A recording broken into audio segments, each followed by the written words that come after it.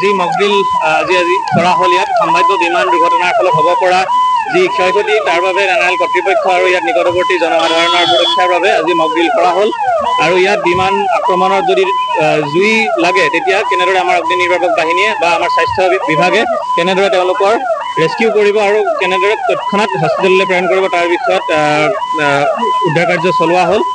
এতিয়া ৰাইজৰ জ্ঞাতাৰ্থে জনাব বিচাৰিছোঁ যে এনেকুৱা সম্ভাৱ্য বিমান আক্ৰমণৰ ক্ষেত্ৰত দুটা চাইৰেন বাজিব। প্ৰথম চাইৰেন মানে যে বিমান আক্ৰমণ হ'ব পাৰে আৰু যদিহে বিমান আক্ৰমণ হ'ল বা যিটো সম্ভাৱ্য বিমান আক্ৰমণৰ সংকেত আছিলে সেইটো ভুলো যদি হয় বা নহ'বও পাৰে তাৰ ক্ষেত্ৰত দ্বিতীয় চাইৰেন বাজিব, দীঘলীয়া চাইৰেন বাজিব। তাৰ মানে হ'ল যে এতিয়া আৰু কোনো ভয়ৰ কাৰণ নাই, লাহে লাহে নিৰাপদ স্থানৰ পৰা তেওঁলোক ওলাই আহিব পাৰে। গতিকে দ্বিতীয় চাইৰেন বজাৰ পিছতে আমাৰ অগ্নি নিৰ্বাপক বাহিনী আৰু স্বাস্থ্য সেৱা বা অন্যান্য যি বিভিন্ন সেৱা আছে সকলোৱে নিজৰ নিজৰ উদ্ধাৰ কাৰ্য আৰম্ভ কৰিব।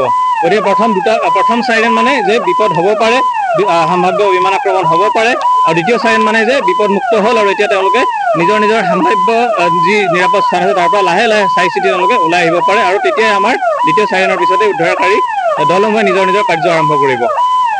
এই মকডিলটো সমগ্ৰ দেশতে হৈছে, যিহেতু নুমলীগড় শোধনাগাৰ এটা ভাইটেল ইনষ্টলেশ্যন, গতিকে এডমিনিষ্ট্ৰেশ্যনে যিকোনো শত্ৰুপক্ষই নৰ্মেলি ভাইটেল ইনষ্টলেশ্যনবিলাক টাৰ্গেট কৰি লয়।